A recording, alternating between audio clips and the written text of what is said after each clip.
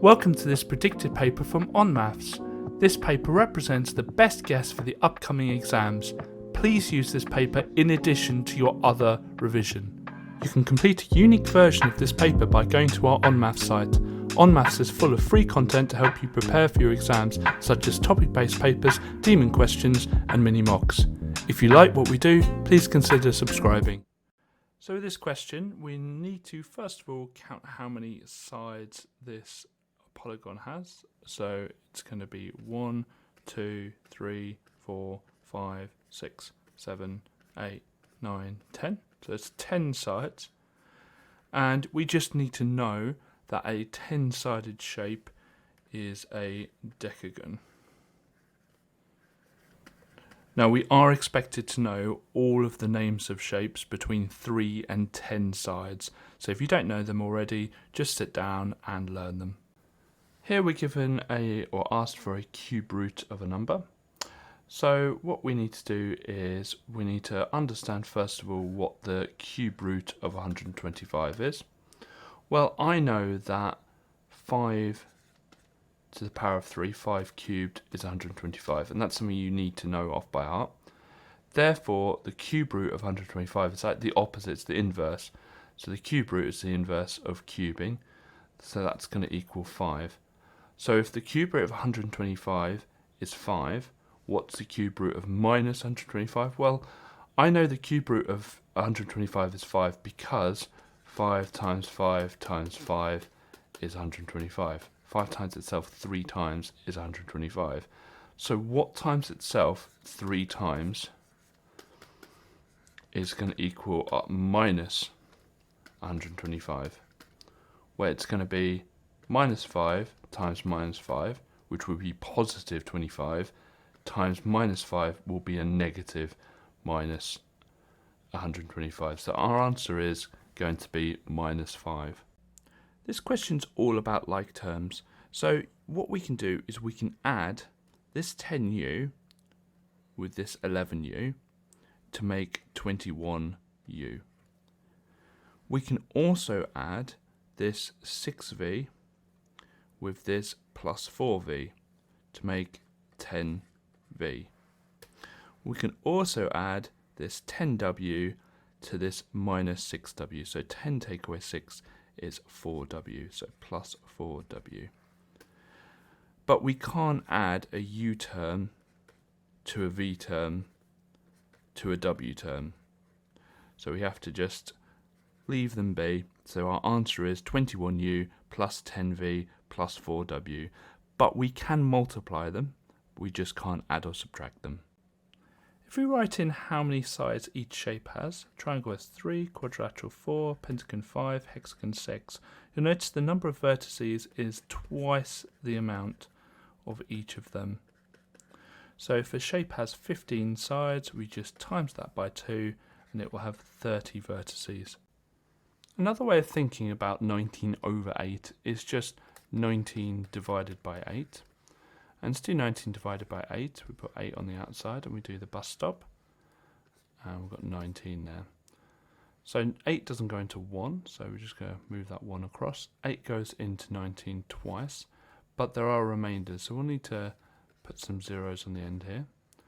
And it's remainder 3. 8 goes into 33 times, and there's a remainder of 6. 8 goes into 67 times, and there's a remainder of 4, and 8 actually goes exactly into 40, so we didn't need some of those zeros. So the answer will be 2.375. We're going to first of all have to convert these both into the same unit. So we've got minutes and hours, that's not going to help us much. So what I'm going to do is pick the smaller unit, which will be minutes. So I'm going to keep that 50 minutes. And I'm going to convert 3 hours into minutes. That would be 180 because we times by 60. And I'm going to just remove the minutes now. And I can first of all divide by 10. And we want to try and make it nice and simple for ourselves. So divide by 10 would be 5 to 18. And we look at it, 5 and 18, actually there's nothing further we can do with that. So the ratio would be 5 to 18. So with a stem and leaf diagram, the numbers in the middle often represent tens. They could be units. So we look at the key first of all, and we see that 3 line 9 means 93. So the numbers in the middle are going to represent 10. So this is a 90. Now we're looking for English, so this will be 92. So our first number will be 92. Then this will be 10 tens and a 4. So it would be 104. 11 tens and 1, so 111, and then 11 tens and 2. So to find the median, we go cross out the biggest and smallest until we're left with 1 or 2 in the middle. Here we're left with 2. So what we're going to do is we're just going to add the 104 to the 111, and we're just going to divide that by 2. So when we do that, we get 107.5 or 0.5. So our answer is 107.5. Instead of doing 0.43 times 16, what I'm going to do is I'm going to do 43 times 16. So I'm just going to get rid of the decimal and just change it to 43. But I've got to remember what I've done. So how have I managed to do that? Well, I've times it by 100, and that will be important at the end. And to do 43 times 16, there are loads and loads of different methods. Just pick whichever method you enjoy doing or that you find easiest. I'm going to do the grid method, but it by no means is the best method. It's just the one I'm choosing to do. So 43 is 40 and 3, and 16 is 10 and 6.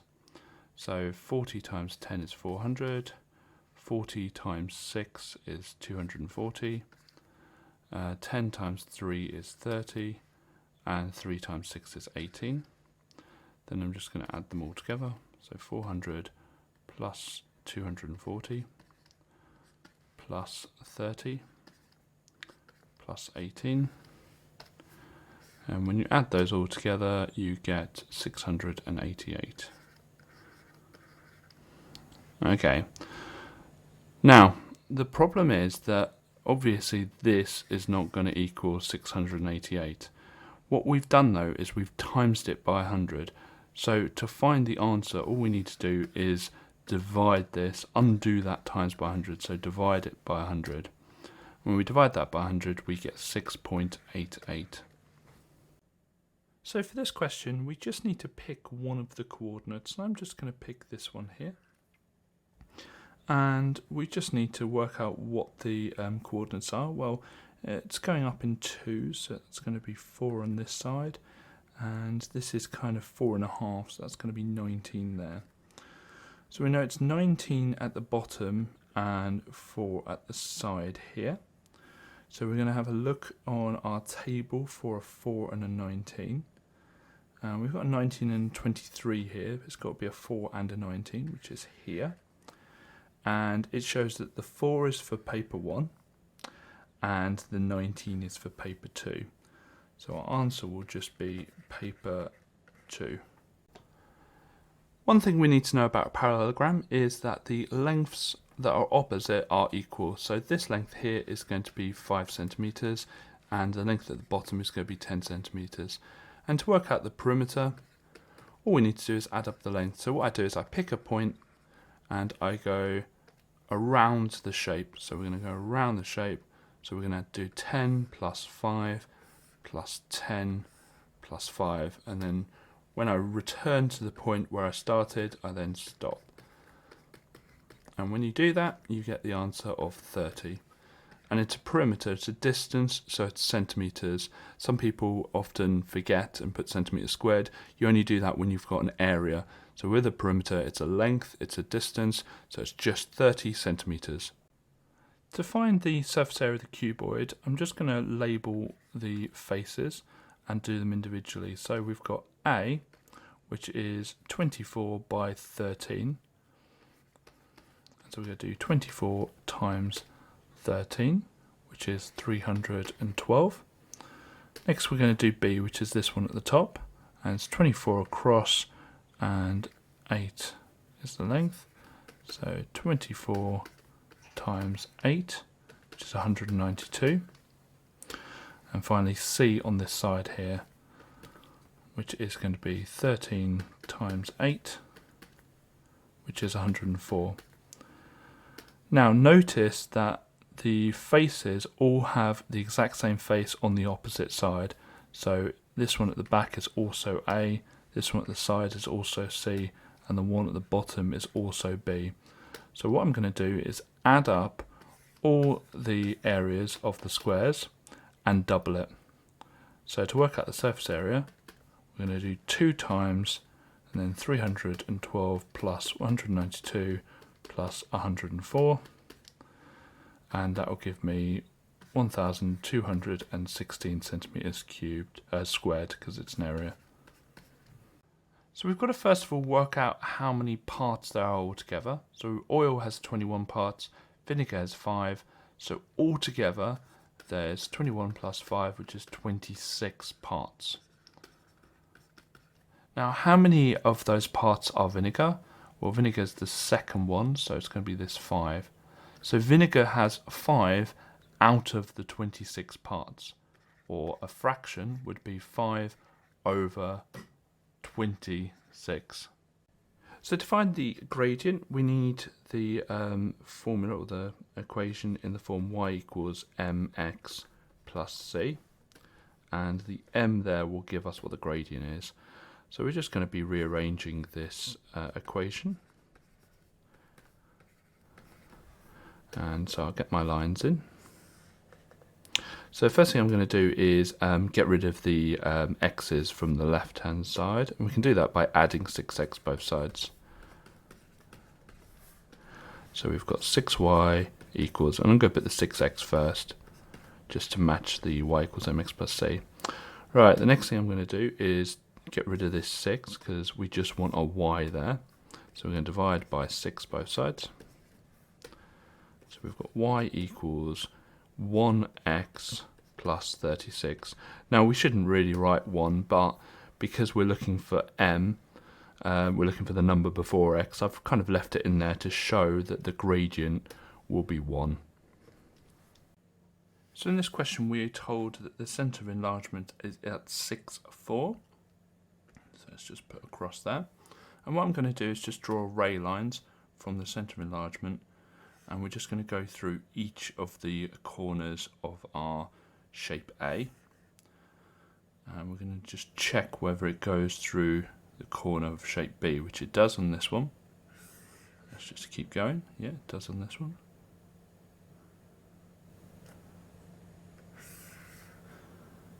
But it does not on this one. So it says find the coordinate of the vertex of shape B that is not correct. So the coordinate is this one here, and so that would be -4, 1. So in this question we basically need to add the 2 3/4 and the 2 2/5. So we're going to do 2 3/4 plus 2 2/5. Now if I just rewrite this, 2 3/4 can be written as 2 plus 3/4 plus 2 plus 2 1/5, or 2/5. So we can add the 2 2's together to make 4, and then all we need to do is add the 3/4 and the 2/5. So when you add two numbers with different denominators, what we need to do is get the common denominators, and we do that by just quickly writing out the 4 and the 5 times table and seeing what the first number in both their times tables is. 16, 20, and 5, 10, 15, 20. So that's 20. So we need to get the bottoms of the fractions to 20. Now for 3/4, to get the bottom to equal 20, we need to times the 4 by 5. And whatever you do to the bottom, you've got to do to the top, so times that by 5 as well, which will be 15.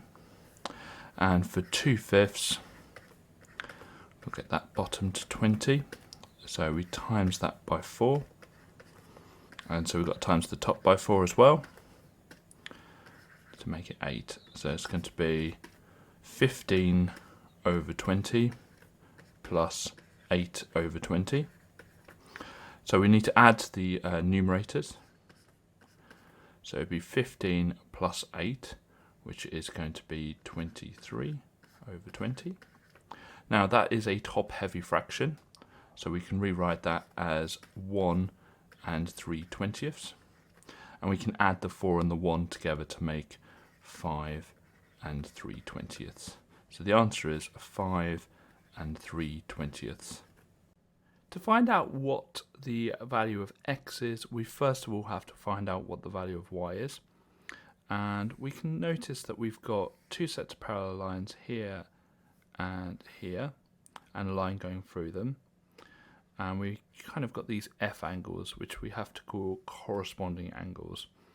So we know that 2y minus 50 is equal to 78. And we must write down the reason, so corresponding angles, and corresponding angles are equal. Now here we've got an equation and we want to solve it, so we get our lines in. We'll go first of all, add 50 to both sides.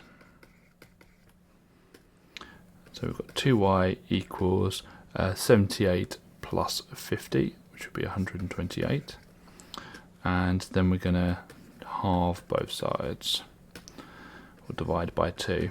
So we've got 64. So we know that y is 64. And so we look back at the diagram to find out how we'd work out x. Well, what we can do, there's a few different things we can do.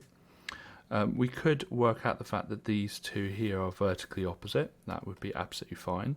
But actually, if we look at this part here and this part here, these are also two parallel lines, and we've got this angle here and this angle are going to be alternate.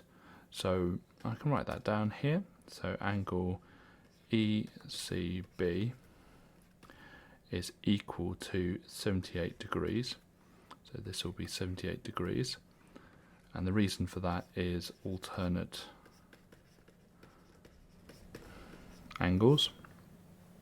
And then finally, if we know this is 78 and we know that this is 64, because we know what y is, then we can work out what x is. So x equals 180, angles in a triangle, take away the 78 we know and the 64 we know. And the reason for that is angles in a triangle add up to 180 degrees. And just make sure you write down all the reasons as you go. And when we take away the 78 and the 64 from 180, you get 38. So x is therefore 38 degrees. So let's write these numbers out. And the first thing to do is work out what the numbers are going up by. So they're going up by minus 3. They're minusing 3 each time. So we know that the number before the n is going to be minus 3. So whatever they go up in is the number before the n. Then what we do is we go backwards to find the 0th term. So actually going backwards, we would add 3 and we would find it to be 20. So whatever numbers are 0th term, because 17 is our first term, is going to be what we add to the minus 3n. So it's going to be add 20. So our answer is minus 3n plus 20. So I'm going to write the question out. So y equals x plus 15. And we're told that we want to make x the subject to the formula. Now what that means is we want x on its own. What's stopping x from being on its own? This plus 15. So to get rid of it, we do the inverse, the opposite of plus 15 to both sides. Take away 15. So we end up with having y minus 15 on the left-hand side, and we've got rid of the plus 15, so we've just got x on the right-hand side. So x is equal to y minus 15. Whenever we solve, we've got to get rid of any fractions or brackets first. Now looking at this, there's no fractions, but there are two sets of brackets. We've got the set of brackets here, and we've got the set of brackets here. So we're going to expand them to get rid of them. And you can use any method you want. I'm just going to use this kind of grid method. So we're doing 4 times, and inside the brackets we've got 3x plus 5. So I'm going to times those out. 4 times 3 is 12, so that'll be 12x. 4 times 5 is 20, so that's going to be positive 20. And I'm going to do the same for the other set of brackets. Now on the outside of the brackets we've got to be careful here. It's not a 5, it's a minus 5. And inside the brackets is an x and a 2. So minus 5 times x is minus 5x. Minus 5 times 2 is minus 10. So when we put it all together, we get 12x plus 20 minus 5x minus 10. And then the rest of it is just equals 52. So I'm going to start by putting my lines in because we're solving. And I'm actually just going to start by collecting the like terms on the left hand side. So 12x take away 5x is going to be 7x. And 20 take away 10 is going to be 10.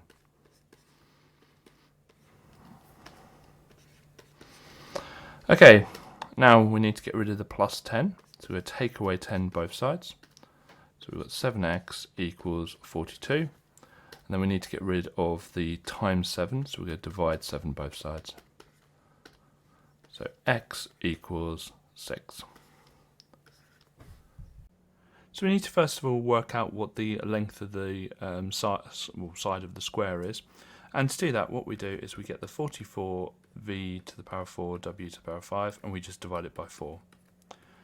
And to do that, all we need to do is just divide the coefficient by 4. So it'd be 11 v to the power 4 w to the power 5. Some people will try and do something with the v to the power 4 w to the power 5, but if you think about it, if I just draw out my square, if it's 11 v to the power 4 w to the power 5 all the way around, when you add, you don't add the v to the power 4 w to the power 5, it's just going to be 11 lots, another 11 lot, another lot of 11, and another lot of 11. So it's 44 v to the power 4 w to the power 5 in total. And to work out what the area is, we obviously are going to square that. So we're going to do 11 v to the power 4 w to the power 5, and we're going to just times it by itself, which is what squaring means. Okay, so we're going to times the 11s together, so that's going to be 121. Going to times the v to the power 4s together, and remember with indices, if you times two powers of the same base, and they're both v, then we just add the powers together, so that'll be 8. And we're going to add the w to the power 5s together, so that makes 10. So it's 121 v to the power of 8, w to the power of 10. So we're asked to express TQ in terms of P and Q. Well, we've got another Q here, because all of these are congruent parallelograms, and we have a P there. So if we're starting at T and getting to Q, we can go along this path here and down this path here. So we're going backwards down Q, in fact backwards down 2 lots of Q, and then the correct way down P. So it's either minus 2Q plus P or P minus 2Q. So to find the probability of A and B, which is what that sign means, we're going to work out the amount of people, or the amount in A and B, and we're going to put that over the total amount. So A and B means it's the overlap, so that's going to be 7, and the total amount is all of the numbers added together, which will be 23. So our answer is that the probability of picking A and B is 7 over 23. Something we know about rectangles is opposite sides are equal. So these two will be equal.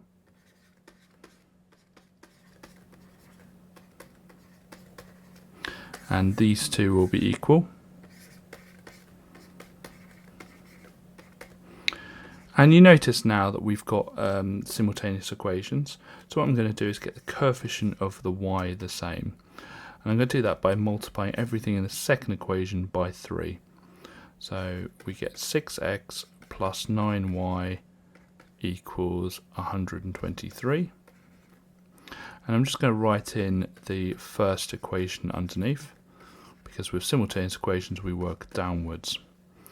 Now looking at the signs, they are the same, and the S in same is the S in subtract. So we're going to subtract going downwards. We're just going to subtract going downwards. So 6x take away 3x is 3x. 9y take away 9y is nothing, which is good. That's what we need. And then 123 take away 93 is 30. We're going to get our solving lines in, and we're just going to divide by 3 both sides. So we've got x equals 10. So we know what x is, but we need to find out what y is. So what I'm going to do is I'm just going to pick one of the equations. I can pick the 2x plus 3y equals 41, and just substitute the value of x in. So 2 times, instead of x, it's times 10, plus 3y equals 41. So it would be 20 plus 3y equals 41. Get my solving lines in. And we're going to take away 20 both sides. So we've got 3y equals 21. And then we're going to divide by 3 both sides if I don't run out of room. So y equals 7. So we've got x equals 10, y equals 7. Now I could check that with the first equation as well. So 3 times 10 is 30, 9 times 7 is 63, 30 plus 63 is 93. So we know we've got it right. So to answer this question, you need to just know the answer off by heart. There is a diagram that can help us actually get there. And if we just draw a right angle triangle and put the lengths as 1, not right angle here, we can use Pythagoras, a squared plus b squared equals c squared, to work out the fact that this is going to be root 2. Because it's an isosceles triangle, this angle here is going to be 45 degrees, and same with the bottom right one, but we're not interested in that. When we label it with our marked angle here, we've got the adjacent is here and the hypotenuse is here. Now we know from trigonometry that cos x equals a over h. The angle is going to be cos 45, and a is going to be 1, and h is going to be root 2. Now, this is a bit of a strange one with 1 over root 2, because we need to actually be able to rationalise the denominator. And basically what that means, if you haven't done surds yet, or you aren't doing surds, is you times top 1 by root 2. And so we end up with root 2 over 2. So if you ever see 1 over root 2 is absolutely fine as an answer, but if you ever see the answer as root 2 over 2, the two are actually exactly the same. So writing 1 over root 2 is fine, or writing root 2 over 2 is also correct. What I'm going to start off by doing is rearranging this equation so that it kind of matches this one. So I'm just going to write it down.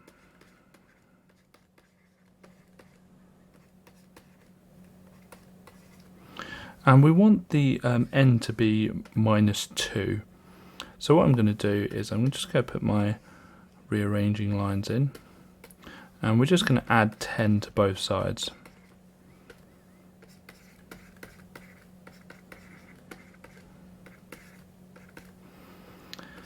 Now, we've already got this line drawn for us on this graph.